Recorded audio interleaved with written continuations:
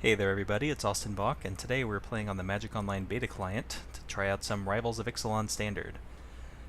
So the full spoiler came out today, and incidentally today is also the day that I'm flying out to Santa Clara. I leave in about 3 hours or so to go to the airport and fly up there for the GP, and should probably be either packing or preparing my deck for the event, or both, but I decided to procrastinate a bit because there's a lot of sweet brewing to be done for the new format. So one of the cards that popped out to me in the spoiler was this card, Oathsworn Vampire. So it's a 2-mana 2/2, enters battlefield tapped, and if you gain life in a turn, you can return it to play from the graveyard. Which is a powerful ability. Like, if you can build around it, if you have the ability to gain life, then this is just a recursive 2/2. But it does have an interesting synergy with Bontu the Glorified, which is a card that's been in Standard for a while, but hasn't really found a home yet. So Bontu, in order to turn it on, you have to have a creature die every turn, which is a pretty prohibitive cost. You know, it's been pretty much solidified in Standard that it's not really good enough to play because it's a pretty high bar to reach every turn to sacrifice a creature. However, if you have a recursive threat like Oathsworn Vampire, you can turn it on every turn, because the second ability lets you sack a creature to drain for 1, which both turns on the Bontu so it can attack, and it also gains you the life, which allows you to use the Oathsworn Vampire.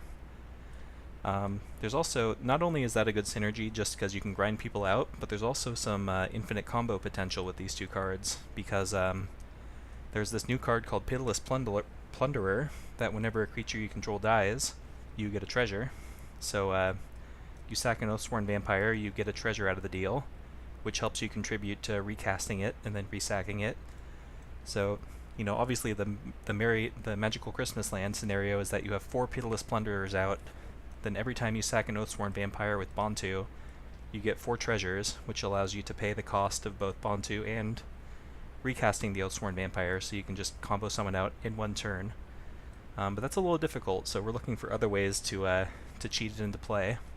And one of those is Bontu's Monument, which is again, not a new card, but it also allows you to turn on the life gain trigger of the Oathsworn Vampire whenever you cast a black spell, and it reduces the cost, so that means it only takes 3 mana to go through this cycle. Then we're also playing Uhany, which is another sacrifice outlet, and a pretty good one because it's pretty resilient to removal if you have a creature to sacrifice. So if you have an Oathsworn Vampire Uhany, and you've already gain life that turn, you can just pay 2 mana to get it back into play multiple times, or even 1 mana or 0 if you have a Pitiless Plunderer. So with Bontu's Monument, if you have a Bontu's Monument, a Uhany, and a Vampire, you can just basically pay 1 mana to drain your opponent for 1 by recasting the Vampire over and over. And then if you have a Pitiless Plunderer out as well, in addition to these other 3 cards, you just win the game on the spot, because that pays for the 1 mana you need to do the whole cycle. And we're also playing Defiant Salvager, which is just basically a worse version of Uhany. It's also a free sacrifice outlet, but it can't really protect itself. It can only be activated as a sorcery, but you know, if your opponent doesn't have the removal, it functions the same, and it can just get big in some games. Like if you don't have a Bontu or a Uhany, you can just try to grind people out by sacrificing your small dudes and getting the job done that way. So this kind of functions like the Monoblack aggro, but with more combo-y potential.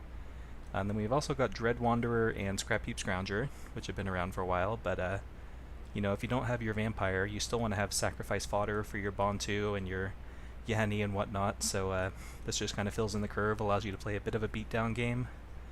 We've got another new card, Dusk Legion Zealot, which just a 2 mana 1/1 that draws you a card and loses you a life, so it's like a mini Elvish Visionary. This deck does want kind of a critical mass. It wants to assemble multiple pieces together to get the combo going, so you want to have a little bit of velocity. Then Secret Squire kind of does the same thing. It's not quite as good as drawing a card. You only draw the card if it's a land, otherwise it's just kind of a scry, but it can put stuff in the graveyard too, so if you have like multiples of a legendary card like Bontu or Monument, you can just dump it, or you can dump Dread Wanderers and Scrap Heap Scroungers and still get your card advantage out of it, so I think it's still worth playing. But yeah, basically, and then the sideboard is just kind of a mishmash of potential silver bullety cards we might need. Because the nice thing about this deck is I don't think we need the the full combo to come together in order to win. It's nice that it's built in, but this can still function just as like a mid-range Bontu deck, or a monument deck to incrementally grind people out of games, which is attractive, so we're going to see if that works out and take it in some matches.